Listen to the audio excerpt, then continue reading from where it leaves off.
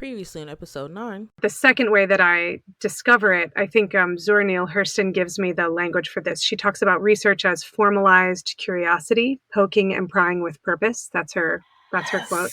And so love her. I read, amazing, but I read that quote in a season when I was just first encountering research as part of my job, and I was feeling a lot of imposter syndrome. And when I read that quote about research being formalized curiosity, I thought, oh, that's me. That's who I am. That's what I embody. That's my work. I am a formally curious. Welcome back to another episode. This episode 10, Zen Compass, the Teacher Navigator. This was taped March 2021. And this episode is special. I mean, all the episodes are special, but this episode is special because this was the first episode I taped in the tapings of 2021. I hope you enjoy. Hey everyone, welcome to the Boosie Teaches podcast. As we say here at Boosie Teaches, in a galaxy of learners, Boosie Teaches lights the way. As our host Tanya Busico says to her students, come on in, relax, we'll be here a while. Let's get started. Today we have Dr. Noreen Barnes, the retired Director of Graduate Studies in Theater at Virginia Commonwealth University. She served in that capacity for almost 20 years. Prior to that appointment, she was Director of Graduate Studies in Theater at Southern Illinois University. Yeah, I did a little bit of research. She also served in other educational and artistic capacity, and she earned a PhD in theater at Tufts University. So let me tell you how I met Dr. Noreen Barnes, or Noreen as we call her. When I look back through my emails, I thought it was 2011, but I actually reached out via email in 2010. But let me tell you about when we actually met in 2011. So there I was, a graduate student at the Samuel DeWitt Proctor School of Theology at Virginia Union University. Like to say that. Right. And I wanted to take a summer class. And I didn't realize that you had to be a part of I could have taken the class without being a part of the program. But Noreen let me know that students would already have prior knowledge. And so that initial meeting was so amazing because this was one of the first times that I did like a cold call conversation with a program that I really didn't know anyone who had been a part of it. And then when we had our first meeting, it turned out we knew a lot of the same people, like Lori Wolf and Omiemi Artisha Green. And so, that meeting was so great. And now I actually want to direct it to you, Noreen, because the thing that you really helped me was to feel comfortable and safe. Especially coming from William and Mary and then really having a hard time transitioning at Virginia Union. And though it was an HBCU, just not quite finding my place. And so in our meeting in the summer of 2011 was really life-changing and really allowed me to also not be ashamed of my GPA at William and Mary and being able to have that real conversation that just because your GPA is low for undergrad, because I was at Union with, doing better, of course, that didn't stop me. And so I really appreciated that. So a few other things. This is what I'm calling the flower segment. I'm so grateful, especially for how you taught me, but other people, how to be a professor and the things that no one tells you, like what is a CV, how it should look with critique, the job process. You really demystified it for us so it wasn't scary. So it wasn't like something that we couldn't do or like them over there, they did that, but we could too. I really appreciated that. And just one thing I always remember from class was how you would greet us before class started, how we would sit in the circle and then you would go to each person. And a lot of that I mimicked, pre-COVID, being able to say hey to your students and see how they're doing in such a way that had that human connection. And I always appreciated that. I'm looking at my notes. What are some other things? The other thing was, that was such a tough time in my life. I lost both of my grandmothers. And just your mentorship and support, and even your you and Dr. T particularly, but helping me see myself as a Black woman artist and not just a scholar or not just someone in education or a writer, but to actually affirm that I could do this, that I could be an artist, be a theater artist, because with a lot of my classmates, they have been doing theater their whole life. And so coming into that space as someone, I didn't work off Broadway. I didn't know all the plays. I didn't know all the playwrights. And so having that safe space to explore, a challenging space. I was talking to one of my peers and how we always talked about how your classes were fun yet challenging, but how you made us want to do the work. And it wasn't necessarily just to please you, but for us, we knew it was valuable. I knew at that time this was going to change my life. Yeah, I couldn't put it into word. I put it into words, but I just knew that was where I was supposed to go after I finished my seminary degree. I want to make sure I hit all the things. Yeah, so let's get started with the questions. My first question is, how are you? Very well. I've got some post-chemo complications, but I feel pretty good. Besides that, good. We have a new rescue beagle and settled into post-retirement life. I'm doing a little art history research for a friend of mine who's an appraiser on the Antiques Roadshow. I'm in touch with a lot of former students and colleagues. So there's a lot of correspondence. I'm giving feedback to people and, essays they're writing for conferences or plays they're writing. So I'm still, feeling, active in the profession. I've tried to watch some, online performances. So I'm trying to stay active, but also, relax. As much as we can. That's good to hear that you're still connected. And I'm glad that you're feeling better as far as with your health. So let's talk about you as a student. I know a lot about you, educator, director, but what kind of student were you? Good at some things and not and in others. It took me a while to kind of find where I was comfortable. So I think, I was always interested in performance and writing and arts and literature. Was in little class plays through elementary school, but I think it was in high school that I had a really great theater teacher who was very smart and very caring.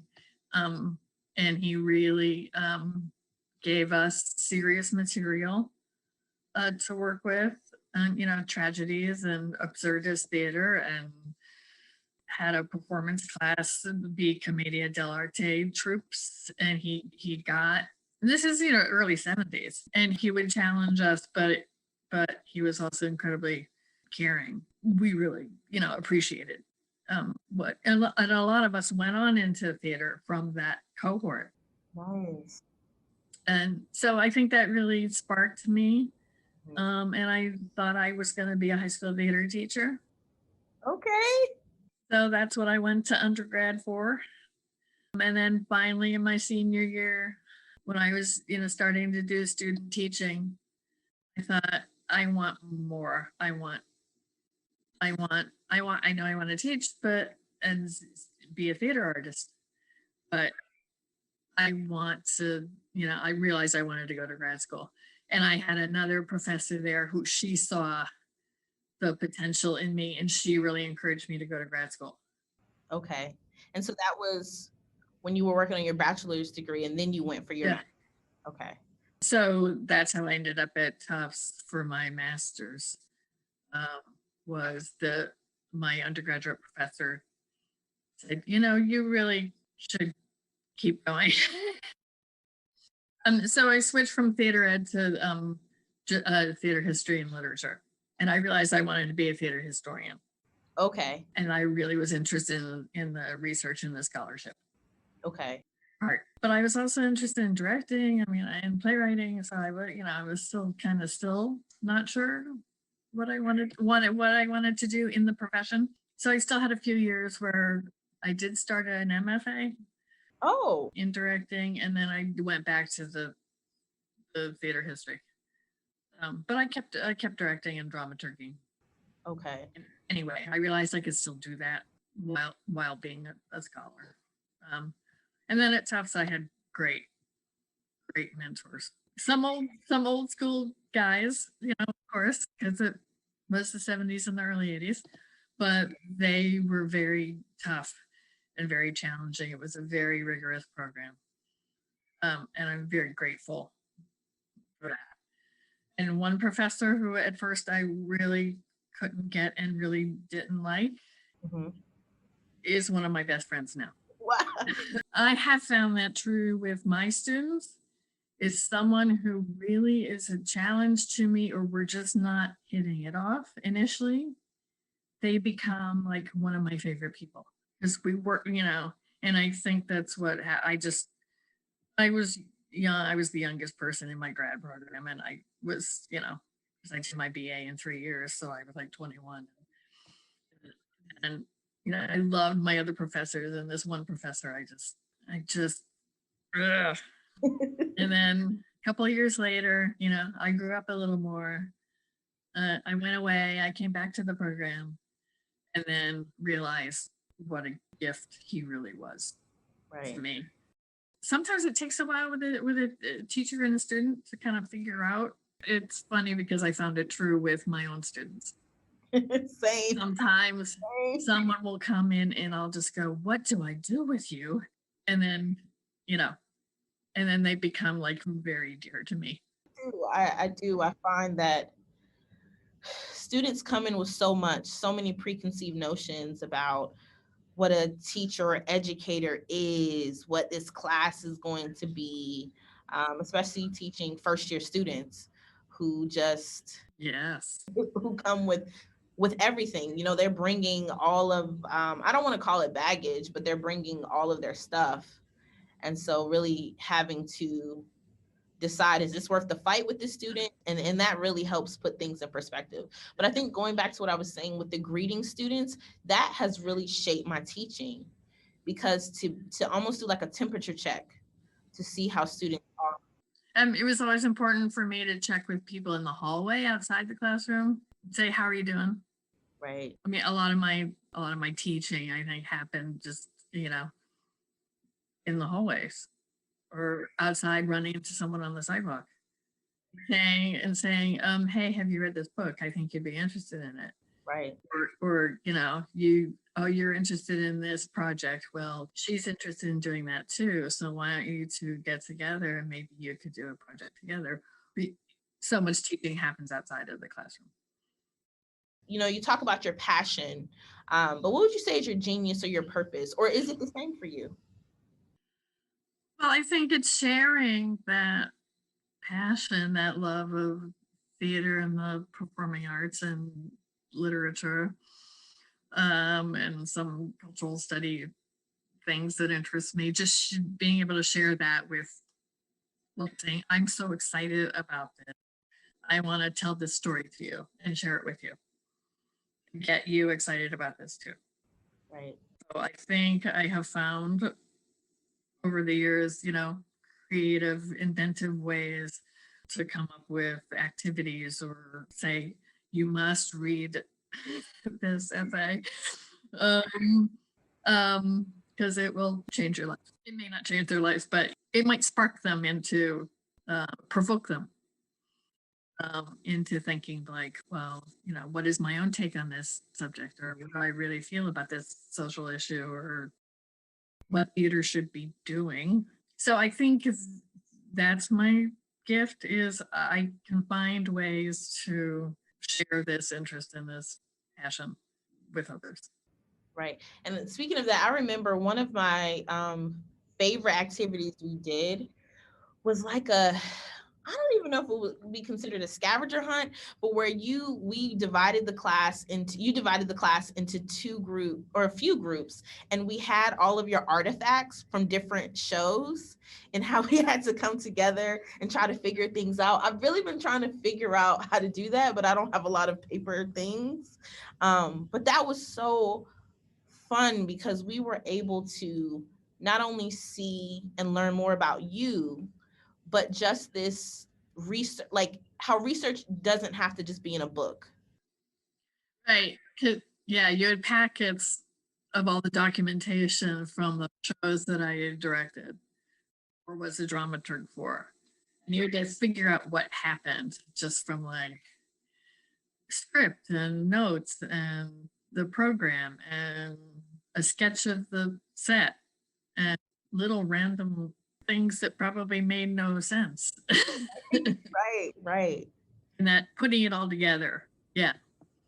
Right. It was fun. And it was just, I remember getting so frustrated because I was like, like we couldn't research, like it wasn't, like even with computers, everything's not online. And so it was like, all right, y'all, let's just put our heads together. Some of us were right. Some of us weren't. Probably most of us weren't 100% right, but just that idea of also collecting things along the way and how that, that really influences teaching. But just this idea that we collect artifacts as lessons too, that's something I've really been thinking about. So a lot of people say when you talk about your purpose, your gift, your genius, how did you discover it? How did you know, like, this is it? Gosh.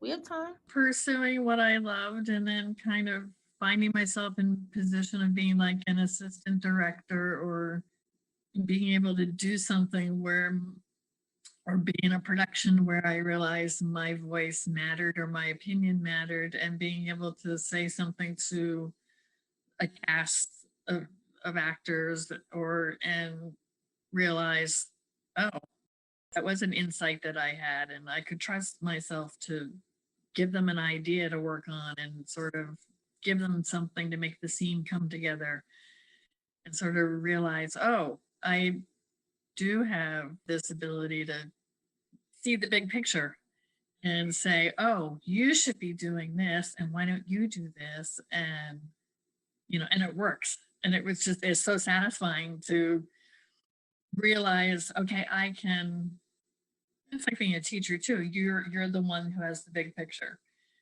that sees that class of 15 very different people, and like, how do you get them to work together? But how do you honor and respect each one of them individually? And that's what was great about the grad program at VCU. You all were sitting next to each other in a classroom, and somebody just came from an undergrad program, and somebody else has been out of school for 20 years. And, not everyone had an undergraduate degree in theater. Right. But everyone had something to bring to the space and contribute. And I think I'm really good at identifying what people's strengths are. Mm-hmm. And saying, oh, you need to be in this program. Yes, you may not have the same resume. Right.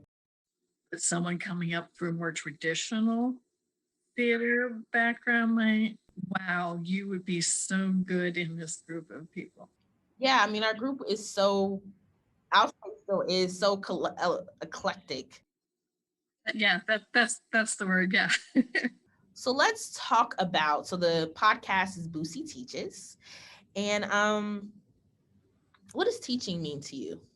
It means providing a path or a way for students to discover their own creativity and to encourage them to develop their own critical thinking or their own opinion about, say, the history of theater or the works of dramatic literature or this production process.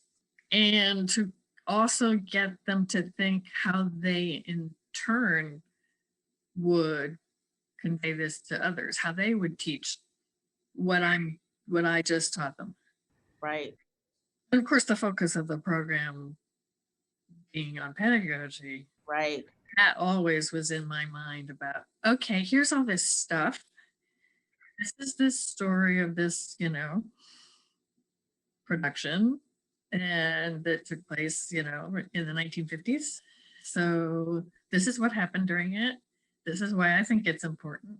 How would you then tell, an undergraduate class about this event and, why it's important? So I was getting my grad students to think about how they would then in turn teach, but most of them are going to be teaching undergrads. So then you have to do it in a little different way. Right. Okay, we're going to move down a little bit, thinking about mentorship, which you've talked about some, but I really want to hone on your insistence on being conscientious, particularly for BIPOC students, particularly for Black students like myself, because in the program, it was just, I don't think he'll mind if I say his name, but Davario and I, and, us, we had to be so, like, it's so great that we reconnected, but we had to be so close because it was the two of us, and both being from, Southern place. All right. Yeah, and just the idea of like a Southern Blackness connected very deeply spiritually as well. But can you talk a little bit about that? Like, what does it mean to mentor BIPOC students in a space that, though VCU is seemingly diverse, we know at the graduate level, even at the undergrad level to a certain degree, it's not quite as diverse? I've always been really conscious of being an advocate for students of color, and making sure they're represented in the program, and that I try to give as much support to them as possible, and that their presence is absolutely critical. And so that's just always been my practice, is to be inclusive, and to actively encourage and recruit literal students of color. And I think that's always evident in my course content. Yes. My syllabi were always in terms of theater, history, dramatic literature, including topics that dealt with, yes, there's the white Western canon, but then you need to also know the new canon that has been, forming in the last 40 or 50 years. Right. And so to make sure, not all that, but there's representation. But I think that's one of the things I'm most proud of, is the fact that I really very intentionally tried to make the program have greater representation of women and people of color, and just so that it really was representative of the world, and a world in which all of you would be going out and working and teaching it. Right. So I think that kind of advocacy that I really intentionally did when some of my colleagues were not. Right. The professor that was there before Dr. T, Marvin Sims, was brilliant. And he was a very dear friend of mine. So I think, when we lost him, there really was a hole there. So I really tried to step up at that point and make sure that everyone was, included and heard and valued. Right. And there was a few years there where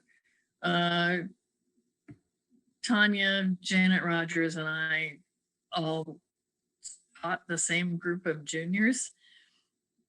There was a very significant cohort of students of color, overlapping a period of time. And so that group, when they were juniors, had theater history with me, voice with Janet, and acting with Dr. T. And they were just this, they called us like the three-legged golden stool or something. I don't know. There was some phrase they had for the fact that they all went through with the three of us, and how what we all were doing in our classrooms complemented each other. Right. I think that's what I really loved about the various plays we read, or even, learning about Black directors. Like, I still think about Lloyd Richards. Yes. Oh, you did a brilliant Lloyd Richards. I have to find, if I can, I'll see if I can find the picture and like superimpose it on video. But that there could be a gentleness in theater, that you didn't have to be, like, I don't have to be a stereotype. And I appreciated that. Let's see, because you talked a lot about your mentors. So let's go down a little bit and talk about balance. So you were directing a grad program, teaching most of the classes, mentoring, dramaturging, directing, doing a lot. How did you find balance when you were still working full time?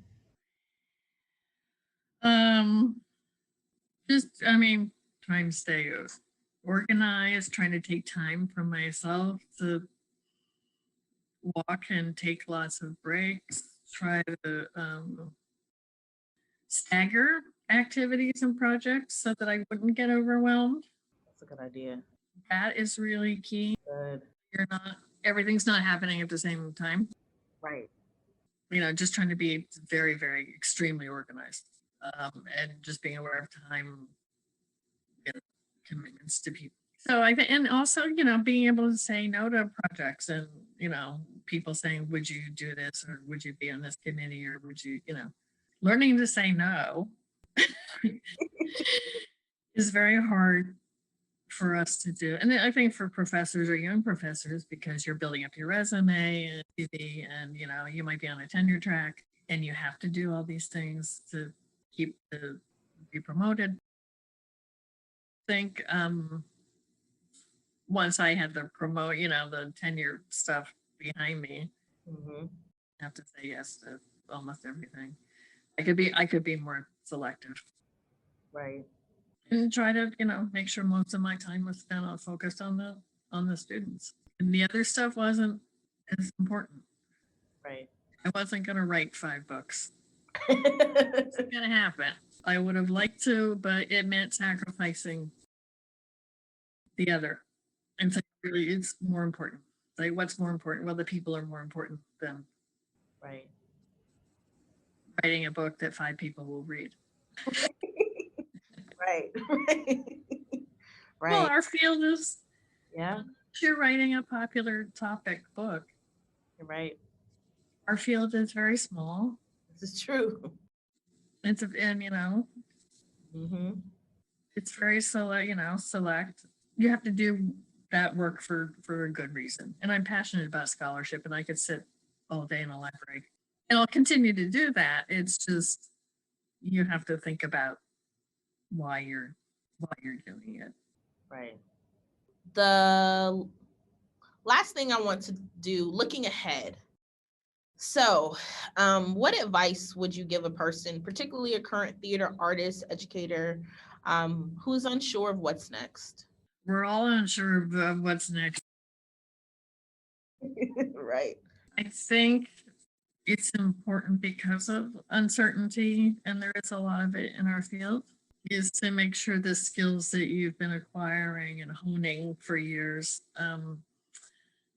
have other applications in other fields besides theater. So, given that there may not be as much of it going forward because of loss of, jobs and venues,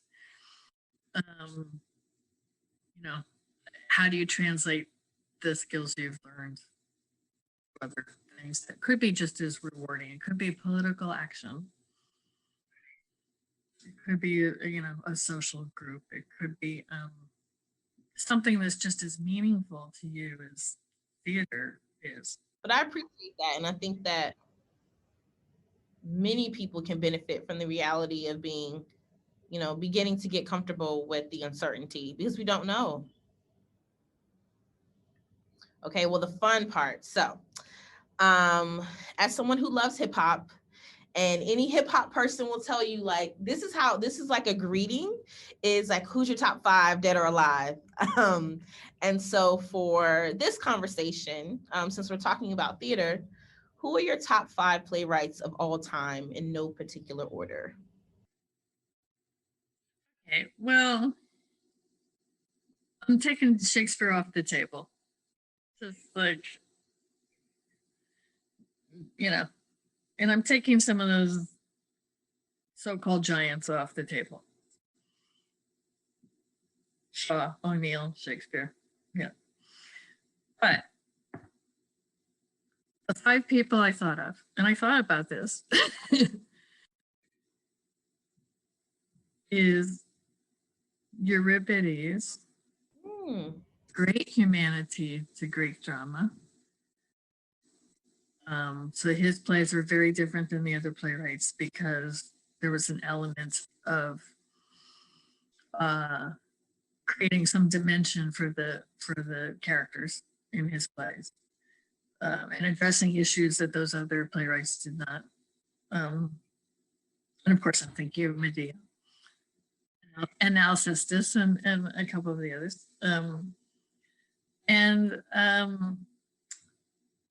I think Bertolt Brecht, secondly, because of his influence on political theater.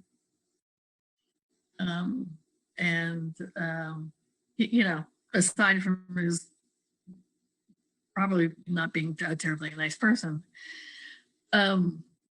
what he did in terms of theater practice and theory in dealing with social and political issues had an incredible impact on the theater. And I think there are 3 women playwrights who've written in the last 40 years, 2 of whom are still alive, who have written an enormous amount of plays in all genres, write historical plays, write absurdist things, can do classic, realistic plays, but who have had an impact on the contemporary theater are Irene Fornes, Carol Churchill, and Lynn Nottage. And I think Lynn Nottage is the best contemporary American playwright. I actually have her in my top 5.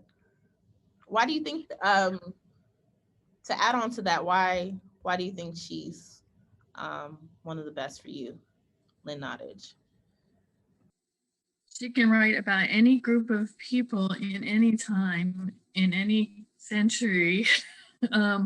She has historical plays that take place several centuries ago. That was at Las Meninas. Meet Vera Stark, which is about Hollywood representation of Black servant characters in old Hollywood movies, which is Vera Stark is a brilliant play. When I saw Ruined on Broadway, it killed me. I've never cried so much, like all the way through a performance of a play. Sweat is brilliant. Intimate Apparel, right? Crumbs from the Table of Joy. Yeah. I mean, just sheer breadth. And I know there's incredible, strength in what Edgar Smith does in Susan Laurie Parks and many other playwrights. But what Nottage does is she sets up those situations where the issues are there and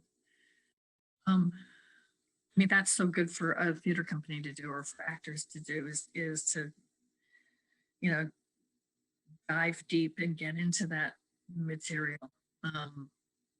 But I was so moved by Intimate Apparel when it was in Richmond. So she's always been good about sort of that. I don't know how to describe that ability to kind of deal with the topic in a way that and it just, her characters are so fully three-dimensional and so full. And every play is so completely different. And that's what Carol Turtle does too. It's like you're in a completely different world than her last play. So like some playwrights, you go, oh, that's their play. They have a signature style. And you go, oh, I recognize that because they do that. They're writing the same play. They're trying to rewrite the same play. But I think Fornes, Churchill, and Nottage all create incredibly distinct creations with each of their works. Right. So for me, my top 5, well, in no particular order, for me is Adrienne Kennedy. But I think for me, her play Funny House of a Negro, yep, and even her journal work, it just helped me see myself and the different sides of Blackness where it's not stereotyped and where you are conflicted because you in a very Black family culturally as well. And so this sense of division, I really appreciated that. August Wilson, of course, Century Cycle. You can't work with Dr. T without, learning about August Wilson. Yeah. And particularly August Wilson and Lloyd Richards' relationship. And so I, that to me, that was a great pairing. And then also Omi Yemi, artist, she loves August Wilson. And as she's mentored me and we've grown, so had to do August Wilson. Lorraine Hansberry, just this idea of being young, Black, and gifted. Lynn Nottage as well. And Susan Laurie Parks.